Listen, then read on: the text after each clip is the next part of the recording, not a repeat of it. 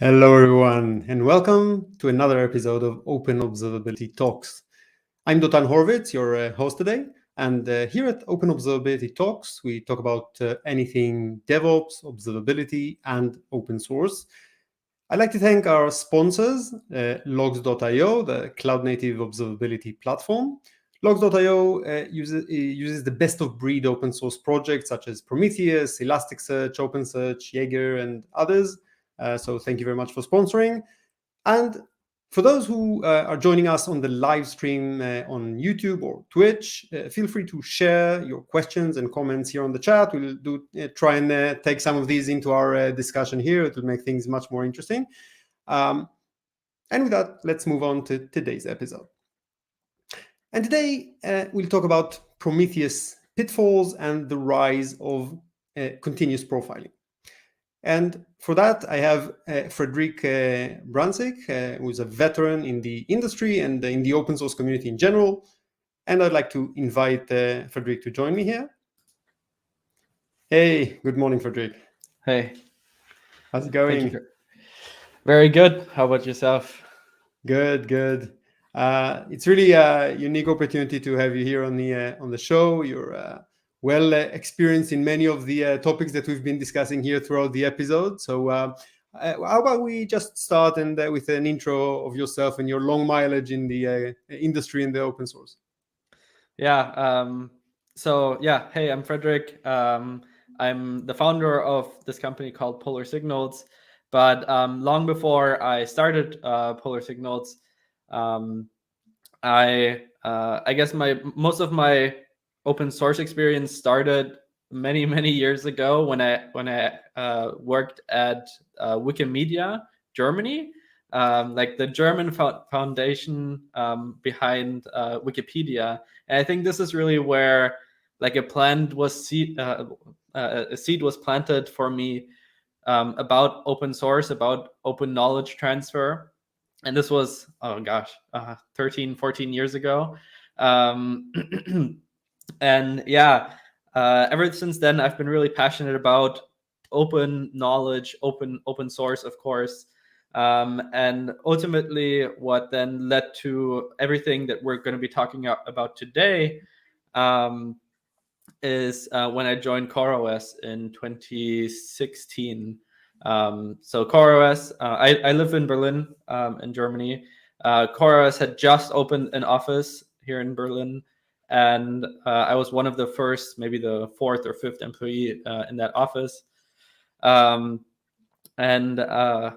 was kind of immediately in charge of working on everything in the intersection of Kubernetes and Prometheus. And the most interesting part. Yeah, it was really an exciting time, and like I just felt like I was really identifying with the mission of CoreOS before I actually joined CoreOS. During like my time at university and everything, I was actually very much into like security research. I was doing security research for that was sponsored by the European Union on like threat detection and like key management systems.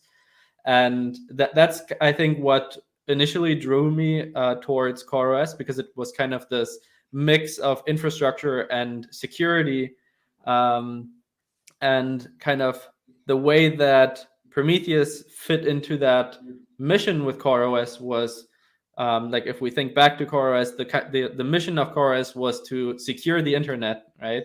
And the biggest factor how we were going to contribute to that with CoreOS was to make automatic updates really seamless, because as we all know, there are like security vulnerabilities every week. We just had the Log4j vulnerability. I've got that all a very happy weekend.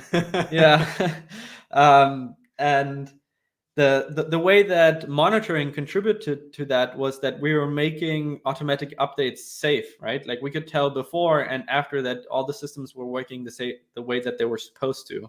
And little that I know that, even though I had joined in let's say a security conscious way, little did I know that it would lead me to this. I think I'd always been very passionate about infrastructure. Actually, like one of the first things that I professionally did was I founded my own company as like a consultancy and did infrastructure for websites and for all sorts of things. And I always thought I was this person that was going to go solve these like bigger problems, right? But I was always so unsatisfied with the state of infrastructure that it always led me to work on infrastructure instead of like these like bigger problems, let's say. But yeah, it's also led me to this point, right? So I can't complain. And you're also quite an authority on Prometheus in general. You're a Prometheus maintainer, you're a Thanos maintainer, you're very deeply involved with the open source communities around Kubernetes. So one of the questions that came up when we chatted before the episode is, you told me that knowing these, actually, even especially you knowing all the capabilities, not out of lack of knowledge, but other actually knowing all the advanced features and all the capabilities, you came to realize also the limitations, and in some respects you got dissatisfied with the current offerings, observability offerings in general, and Prometheus in particular. Can you share a bit about these frustrations and the limitations that you came across? Yeah, I wouldn't say that it's necessarily just about Prometheus. I think it's in general. Like, I think the realization about like what led to continuous profiling was just, we were, I think it was 2018 or something, and everyone was talking about the 3 pillars of observability, and this is all you need to be successful, right? And here I am working on like these like Kubernetes and Prometheus, these 2 really high performance sensitive pieces of software. And what do I do on a daily basis? I don't go into my observability tools. No, I profile my applications and look at those tools locally on my machine, right? And so like that felt that it just didn't feel right to me, right? And at the same time, I ended up reading this white paper by Google about what they call Google white profiling, where they describe how they always profile absolutely everything in their infrastructure, and the kind of benefits that was giving them. And I think there was kind of a spark there where I realized like the 3 pillars of observability are never going to cut it. And more like, I think the further I went down that path, the more I realized I think it's just kind of like humans just like the number 3, and that's kind of why we just stuck with this. And even with continuous profiling or profiling in general, all of these sources of data, they allow us to understand a certain aspect of our running applications really well, and that's really all it is, right? Like, choose the right tool for the right job. And that's not to say that metrics or tracing or logging are bad in a way. They're just not suitable for this kind of understanding. And so profiling was kind of the very first thing that came to mind, because it was something that I was doing on a day-to-day basis. And so that's where I got much more passionate about this, ended up creating like a proof of concept that, very creatively I called ConProf, continuous profiling, right? And I got incredibly lucky and got to present this idea in a KubeCon keynote in Barcelona, as part of a larger, like, this is what I think is the future of observability. Actually, I did this together with Tom Wilkie, who's now VP of product at Grafana. And we were kind of laying out a couple of things that we think are going to be the future of observability, as I said. And as I said, I felt very strongly that continuous profiling was part of that future, precisely because of that. Precisely because I think it's really important that we detach ourselves from, I don't know, some framework that may have been, good to get an observability movement started. Because I think people need guidance, right? Like we pretend in our observability bubble that everybody has like well instrumented applications with distributed tracing and structured logging and these amazing SLOs with their metrics, right? But the reality is, like, when I look at the typical startup, they may not even be monitoring at all, right? They're just waiting for their customers to tell them something's wrong, and then they start investigating. So if you look at, I think you said correctly, and I think the discussion about the three pillars is quite limiting because there have been other signals out there. I think continuous profiling is one, and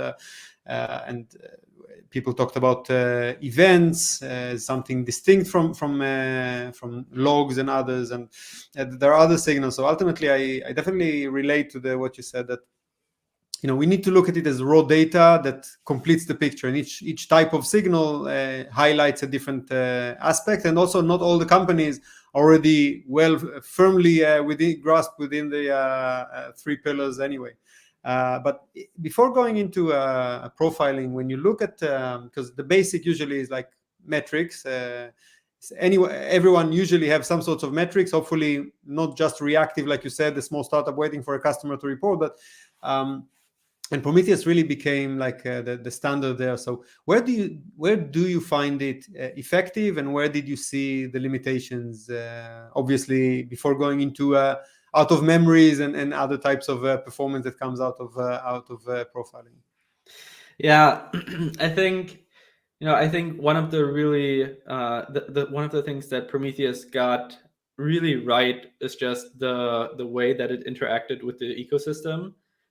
The sheer number of integrations, like it's basically impossible to recreate that ecosystem, right? There's an exporter for absolutely everything. If it's not even by now so popular that people instrument their applications directly with Prometheus. So just the network effect eventually started snowballing, and because it was so popular, more projects went into it. And so yeah, I think this is one of those things that Prometheus got really right, because at the very start there was a really clear focus on having broad language support, which eventually drove this adoption. But also, like, Prometheus was always really aware of its use cases.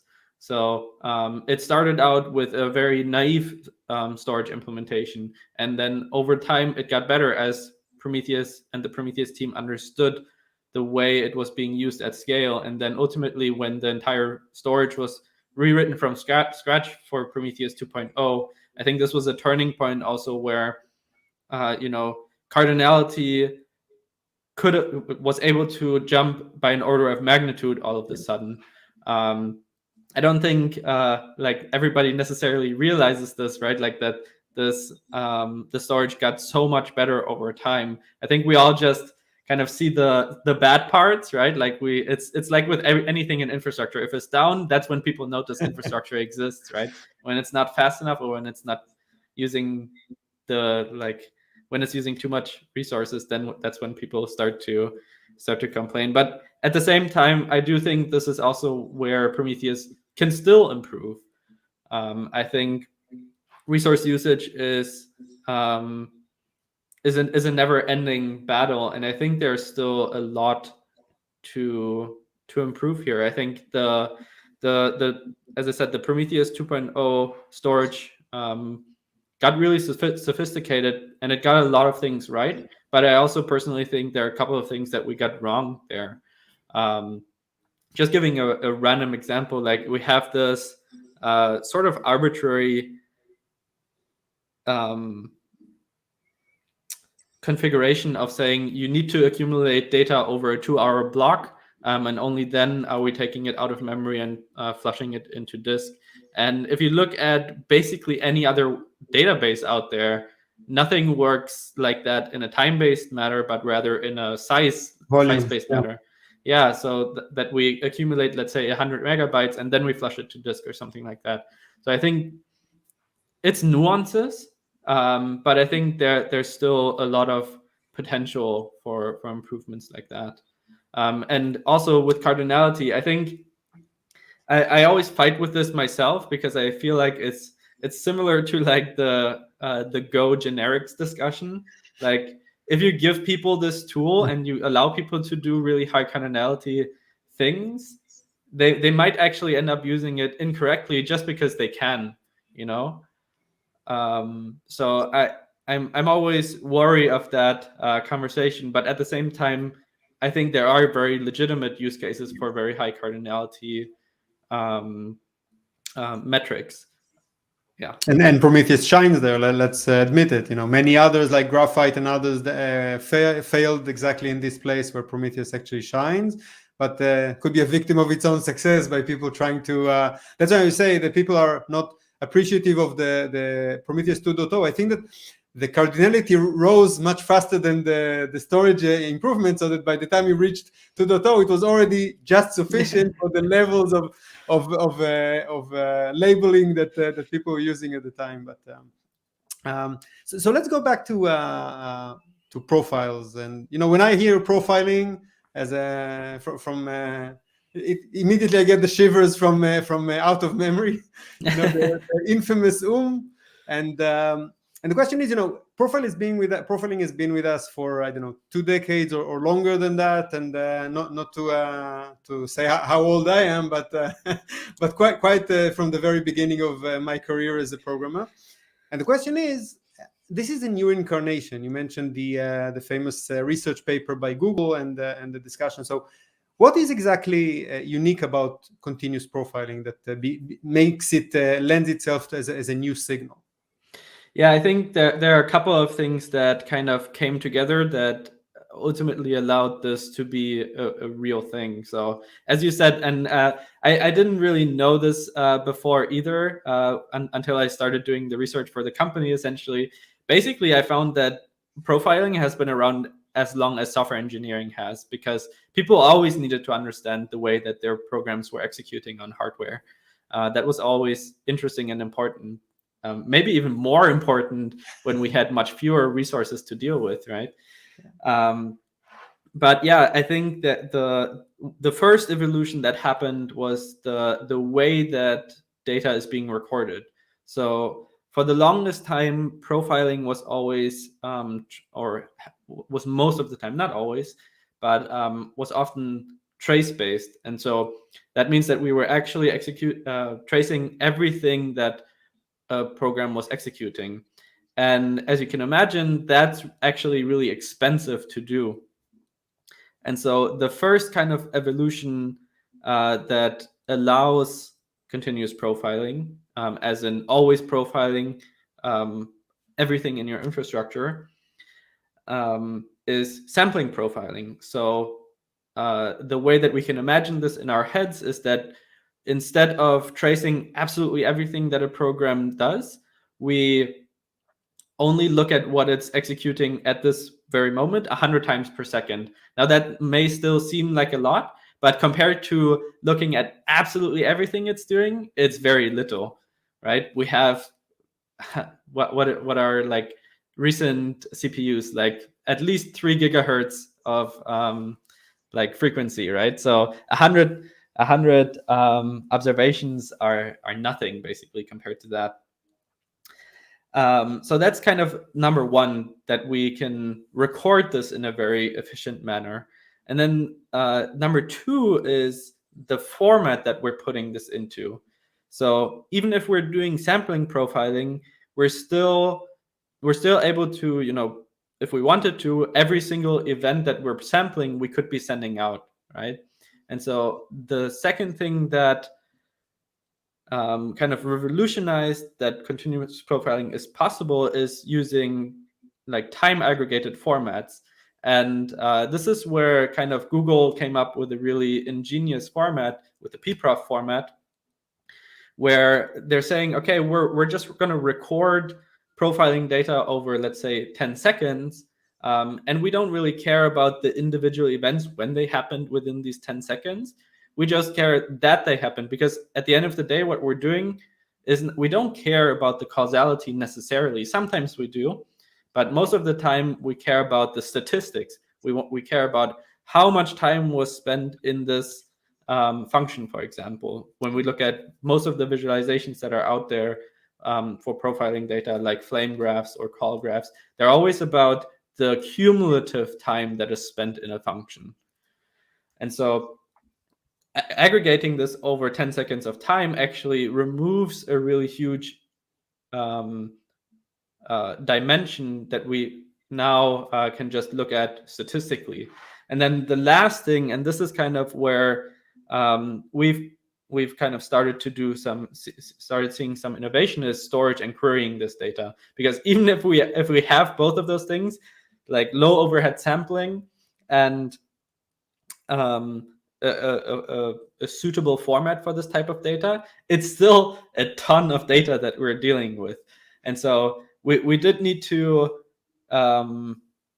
create purpose-built storage engines specifically for this problem, so that we can efficiently store it, but also efficiently query it. Because the reality of any kind of observability tool, and like this is also one of those things where I think Prometheus really shines, is that people expect kind of instant results when you query, right?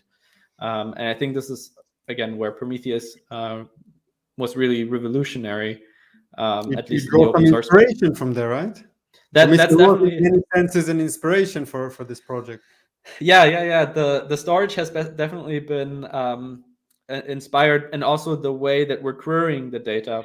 Yeah. Effectively, you can think of the way that we think about targets exactly the same as in Prometheus. As a matter of fact, actually, we stole parts of the like query language for like selectors to be identical, because we wanted people to not have to relearn dealing with this data, because at the end of the day, as we said, it's about highlighting different aspects of a running application. And if we don't have to relearn the world for that, well, then we're doing a service to the users by doing that. Also, in terms of the service discovery, there is a very solid mechanism that has been established that can be learned from, taking the C groups, analyzing C groups, determining the workloads running is something that is baked into, the container framework that is easy to implement. I think you had like very solid baselines that to use in this framework, no?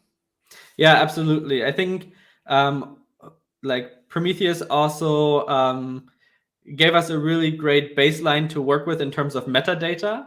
Exactly what you said with labeling, right? Yeah.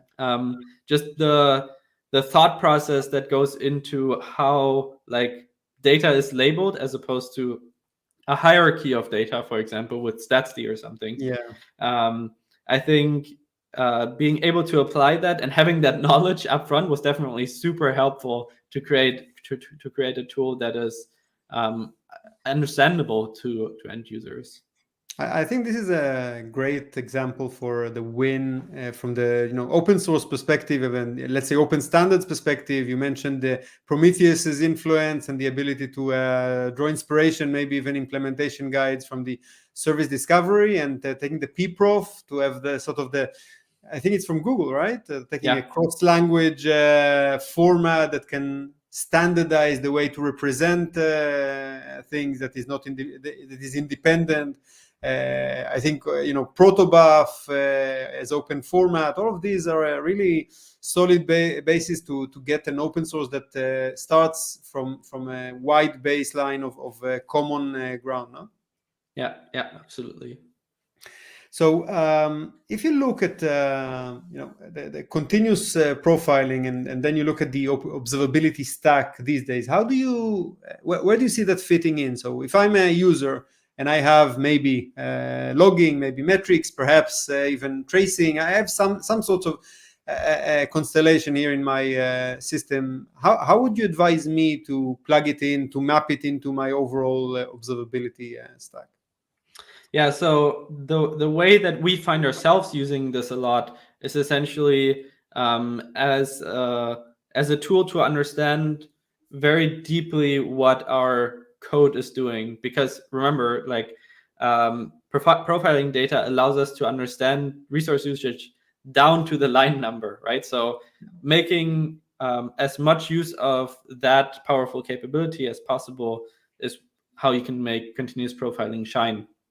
So a very common thing that we find ourselves doing is either through latency metrics or actually through tracing data. And let me go through both of those examples. So for example, we're seeing a latency spike in our application, right? We can just go exactly, because we're labeling all of our data identically with Prometheus, right? We can immediately take the same label selector and request a CPU profile from the same period of time. And all of a sudden, we know exactly where CPU time was being spent. And it's really fascinating to have this data down to the line number, because I was doing profiling a lot on a day-to-day basis, but having continuous profiling all of a sudden really makes you understand how much resources are being spent on things like garbage collection, right? Like I don't think I was quite as appreciative of like every single small improvement that the Go team was doing to the garbage collection until I saw the actual data, just how much time was being spent in garbage collection. So yeah, it's one of those things, where once you have data, it opens a whole new world for you to understand. That's observability in a nutshell. And yeah, I think you touched upon something that is also very, very important, which is the correlation of the data. So using this canonical labeling system allowed you to also answer the questions of, okay, I have different signals, different pillars, never mind how we call it, but the challenge is always how do you connect the dots and how do you correlate between them. So in your case, the consistent labeling is what enabled you taking it from the metrics down to the corresponding profile, right? Precisely. Though this is not the only way to correlate. And this is where we go to this other example that I wanted to highlight, which is tracing. And this does require a little bit of extra metadata to put into your tracing data. But once you do this, it becomes incredibly powerful. And what we do is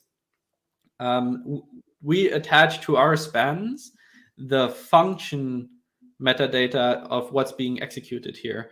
And the reason why this is super powerful is when we see, let's say, a span that is taking a really long time, what we can do is we can take, because we have the function metadata attached to that span, we can immediately take that and query continuous profiling data, filtering down to us to only show that function.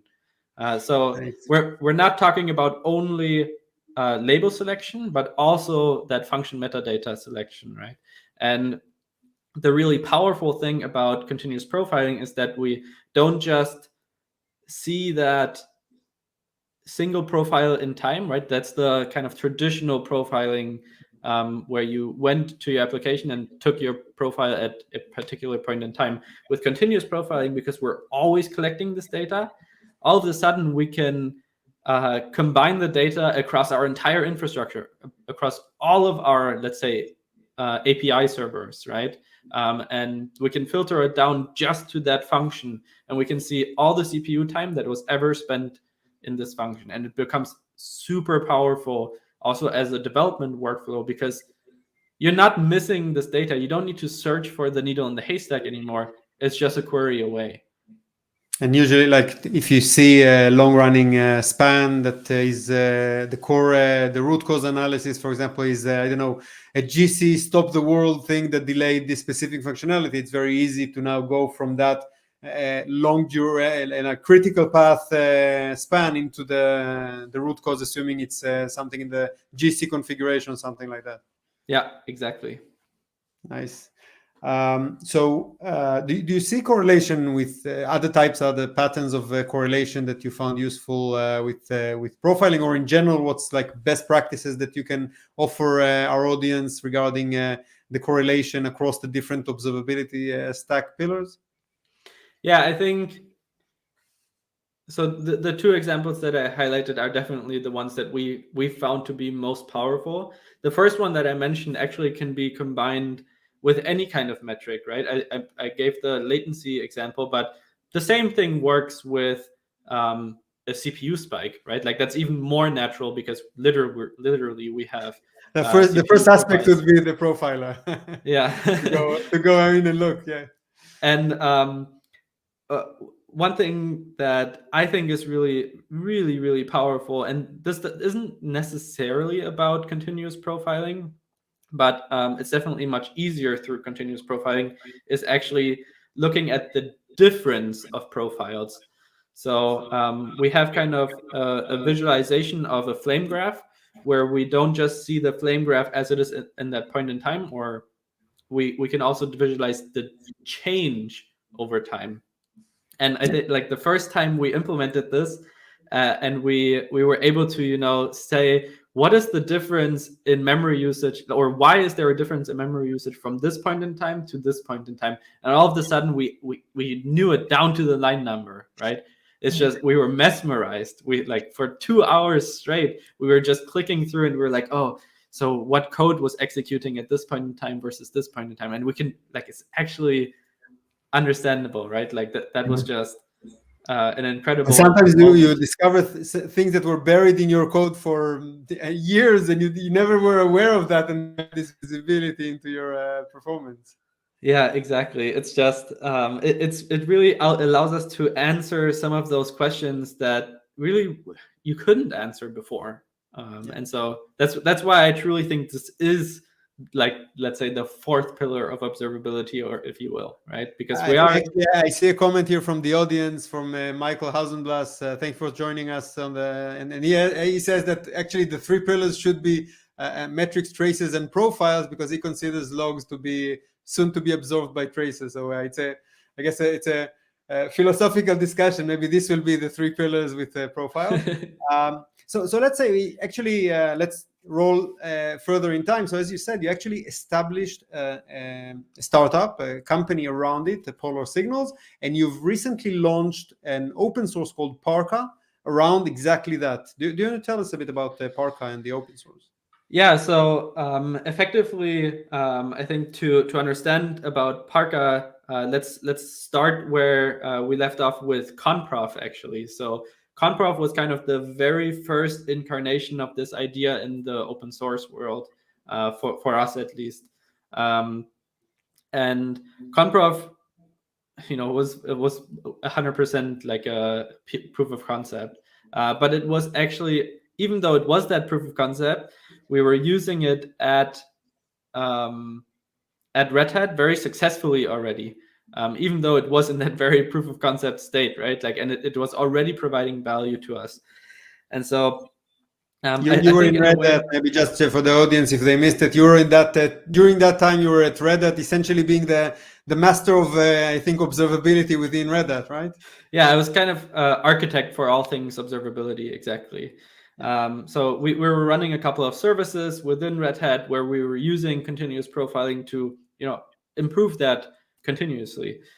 And when I left Red Hat and started Polar Signals, and I knew that I wanted to make this about continuous profiling, our first instinct wasn't to launch the open source project. We actually wanted to take a moment to really understand what kind of product this space needed, but also because we never really had the time to really put into it, what kind of technology this space needs, right? Like, so I consider these two things very different. Like the technology wasn't super clear. I think we had a really good understanding of the benefits we wanted out of this. The Google paper made some suggestions of how this is useful. We had made our own experiences already. And so we wanted to launch this as kind of a private beta with some early users so that we could understand this even a little bit more. And ultimately, all of that experience is what led to the Parka open source project. And ultimately, ConProf or Parka is the next evolution of the ConProf project. As a matter of fact, we actually reused that repository because so many things are the same or at least very similar. So yeah, one of those things, and I think this is always obvious to say in the after we've done this, in the retrospect, in retrospect, like in observability, everyone wants all the benefits without having to do anything, right? I think this is one of those things that tracing, for example, suffers with, because to really be able to use that really, really powerful data source, you also need to put in a lot of work. And so we were trying to come up with ways how we wouldn't run into that problem with continuous profiling, because we knew this wasn't a very well understood segment yet, at least. And so we did a couple of proof of concepts with different technologies, and ultimately it led us to eBPF. And this was kind of just a match made in heaven for us, because we could achieve exactly that. We can profile absolutely any application at really low overhead, so people don't have to do anything and they can start reaping the benefits really easily. Zero instrumentation. You don't need to change your deployment. You don't need to change anything, right? Like you just deploy the agent to your Kubernetes cluster, for example, and automatically profiles start coming in. So this was a fascinating technology, by the way. We've been discussing that in several past episodes. Also for our listeners, if you're interested in more about eBPF, the previous episode was about the history of where it comes from and the BPF that preceded it. And I hosted also another episode with Pixie Labs. It seems to be touching so many different angles, especially in observability. It started from networking and some more traditional areas, but now it's really opened up a lot of fields of utilization within observability. It's fascinating to hear it. Yeah, absolutely. I think, it's just so... It was so coincidental that this worked out so well for us, because there are other projects, and I think you might have had the folks from Pixie on here. Like they're doing some really sophisticated things so that they can do things like dynamic log lines into an application without having to restart it. And those things, while I think that they're really useful, I think they require an incredible amount of care for each kind of language support. And so this is where profiling actually has sort of an accidental advantage. It's just profiling data happens to be super close to the way code is being executed on a machine, right? And so it's a really great fit, even if it wasn't just about really low overhead, right? Like we were, as a matter of fact, the very first proof of concept that we did was using just the typical Linux perf utilities. And ultimately, the reason why we went into eBPF is what often is being kind of praised as an advantage of eBPF, which is we can put the data immediately into the form that we need it, and we collect only exactly the amount of data that we really need, and we were actually able to get the overhead down by an order of magnitude compared to perf. Wow, that's amazing.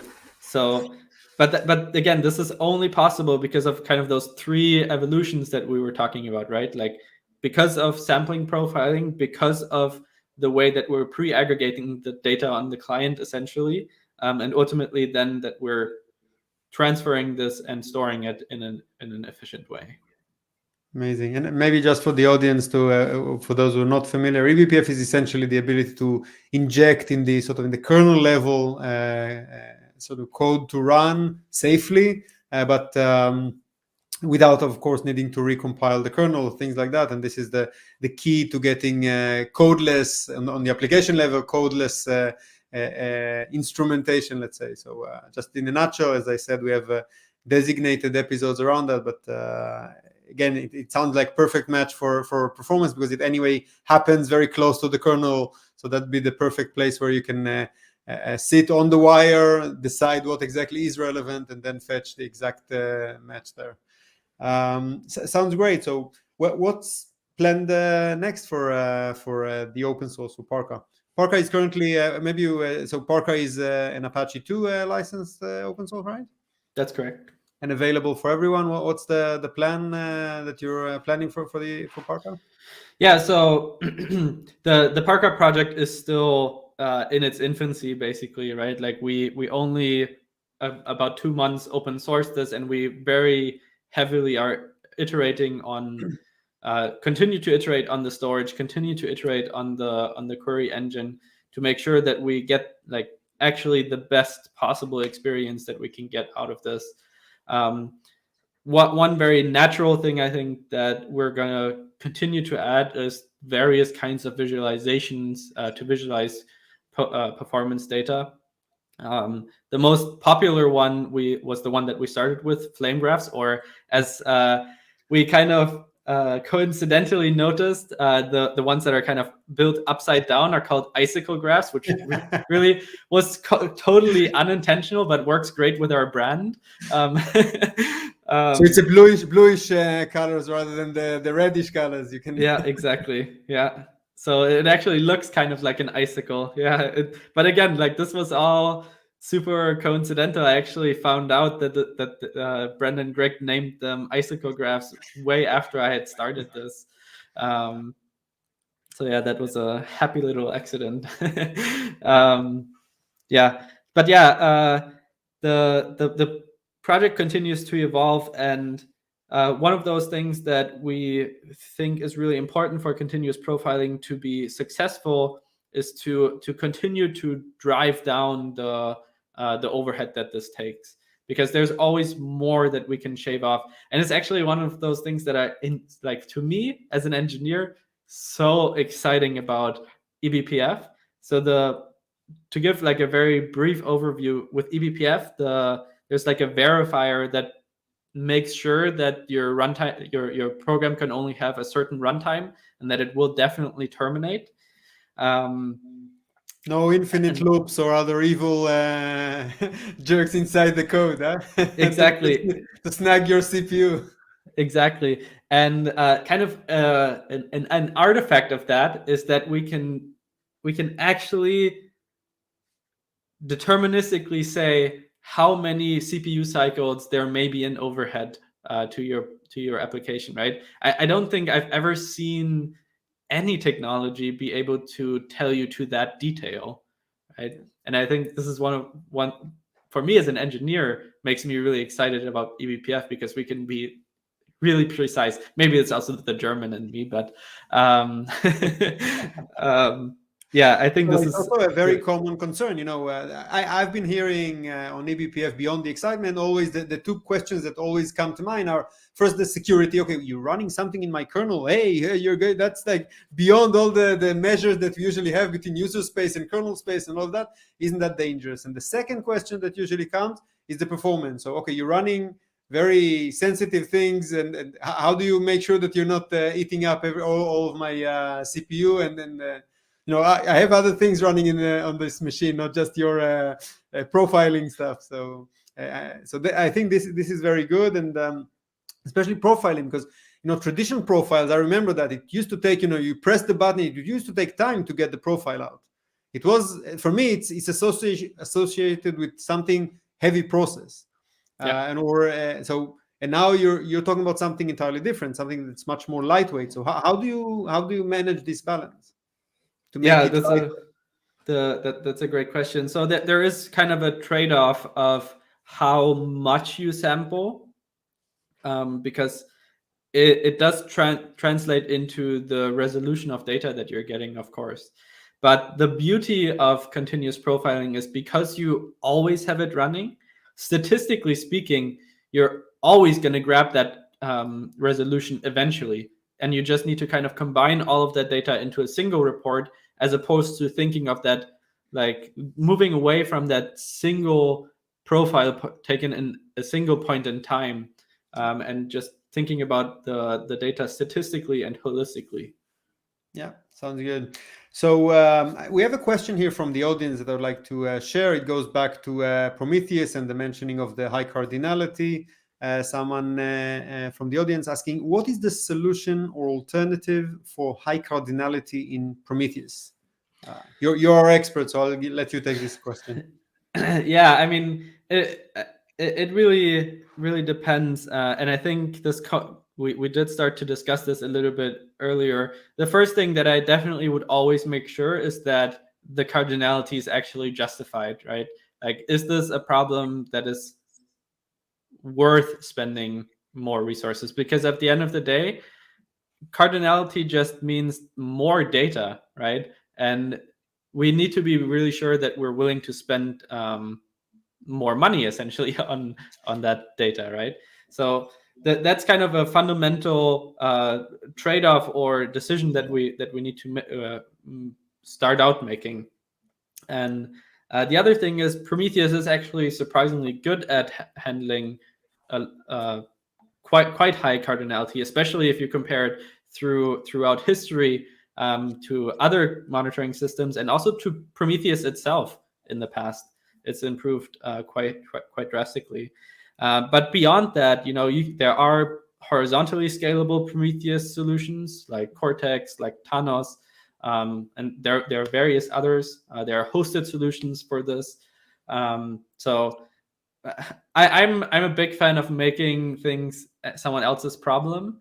So I definitely recommend checking out those products. But ultimately, once if all of that fails, I think like the best chance you can get is kind of going with maybe an off-the-shelf columnar store database, maybe ClickHouse or something like that. But then you're starting to go into really a kind of almost big data problems, right?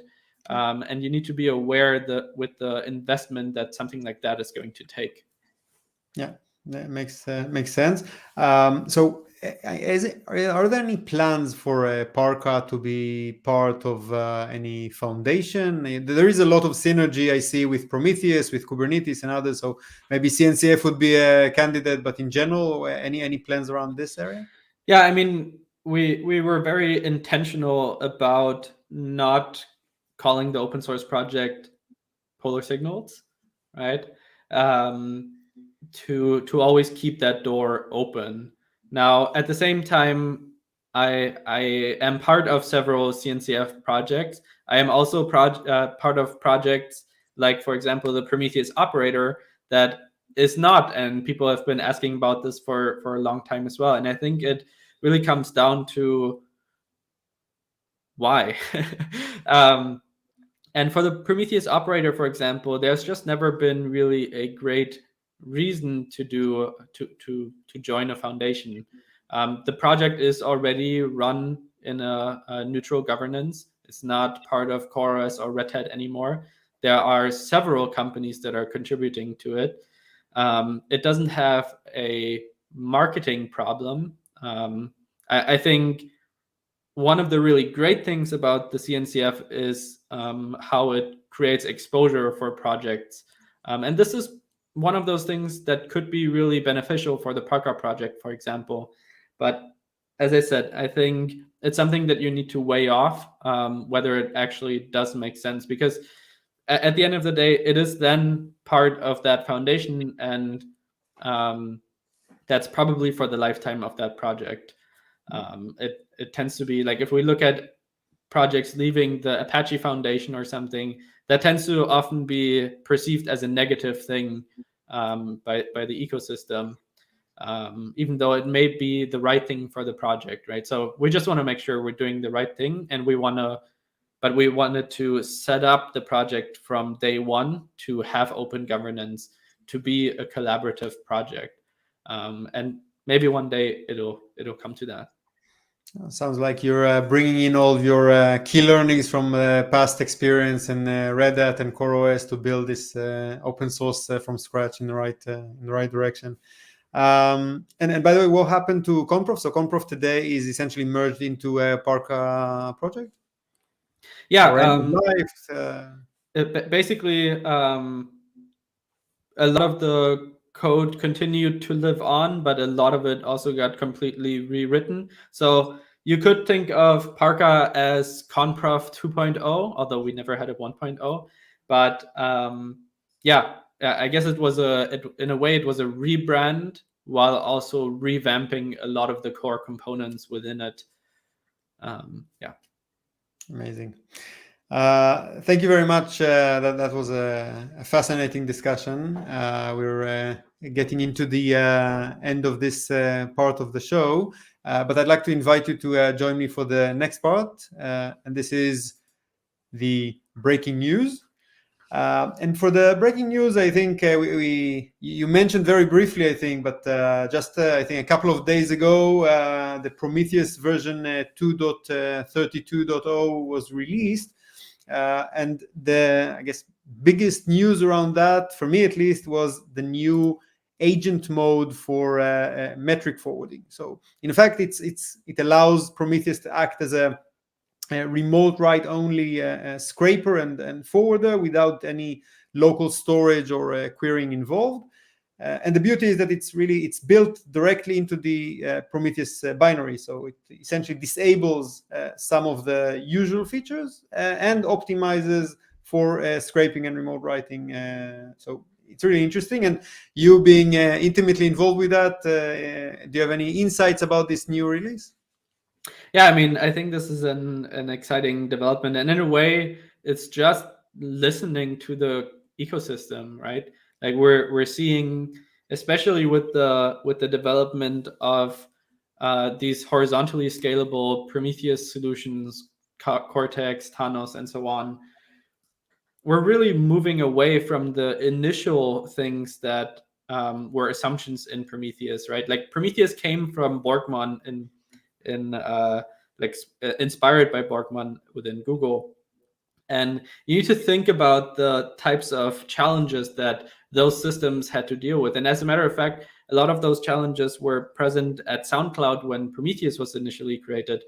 And those constraints that they were under are things like they don't have the cloud available. They don't have volumes for persistent data that they can just mount over the network, right? Like these are all the kinds of things that inspired Prometheus really heavily, because it was the same constraints that SoundCloud had. But the reality is, when we're using a cloud like Google Cloud or AWS or whatever, we're not under those constraints, right? So why are we constraining ourselves with those things then? And so I think it's kind of an evolution of acknowledging that there are other models out there and that it is totally valid to rely on those types of infrastructure. I hope that the cloud providers don't, but that's a different story, right? Yeah. So no, but all sorts of use cases, like you have remote locations that you don't want to run locally the storage and analysis, but just do the forwarding to the backend that probably has more resources to run that and to persist and so on. Or I heard also cases for edge computing and IoT and other extreme environments where it's not feasible to run a full-blown Prometheus node, but then again a lightweight forwarder. And running the rest of that in a backend would be a much more reasonable and plausible architecture, right? Yeah. Great. So that's one. Another interesting thing is about open telemetry. We talked about the Prometheus operator. So open telemetry operator in Kubernetes actually was also introduced with something very interesting, which is support for auto instrumentation for Kubernetes. As you said, on our chat, we mentioned that the biggest pain for tracing and for some others is the instrumentation. Everyone wants it, but when you need to come and instrument, that's the pain, and everyone wants to have auto instrumentation. But then again, auto instrumentation is also not an easy trick, because you have immutable Docker images, and then when you want to add it, then you need to now reintroduce a new image and a new version, and that's a pain, especially if you have many of these.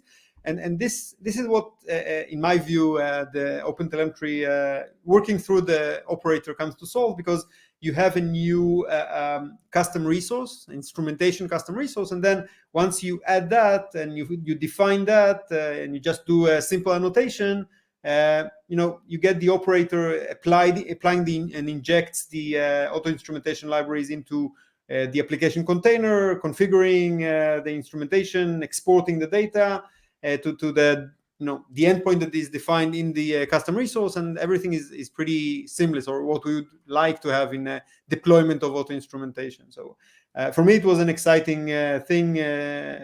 How do you view that? Yeah, as I think it was at the very beginning of our conversation, we were saying that we're kind of living in a bubble where we pretend that everybody has really amazing instrumentation, right? And I think every time we make instrumenting and having observability just a little easier, we contribute to these organizations that frankly don't really care, right? Or at least even if they should, we're making it easier for them to actually get some useful data out of their system. So I think any kind of auto instrumentation is super, super helpful. Yeah. I see we have a question here, a quick question from the audience. Sumer is asking, have you got plans or strategies for continuous profiling support for merging native plus interpreted stacks for interpreted languages? Maybe you already have. Yeah, this is a great question, and it also highlights one of the challenges with profiling with eBPF, for example. So without going into too many details, let me give a very quick rundown of how profiling actually works, right? Basically, what we're doing is we're observing the code that's being executed. And so what we're doing is we're seeing exactly what the stack is at a current time. So 100 times per second, we're recording what is the current stack. And with this information, we can essentially identify, okay, this function we saw 10 times out of those 100 times. So statistically speaking, we spend 10% of our time in that function. And this works incredibly well with native binaries. So those that are compiled to actual binary executable code. So things like Go, C, C++, Rust, Haskell, maybe.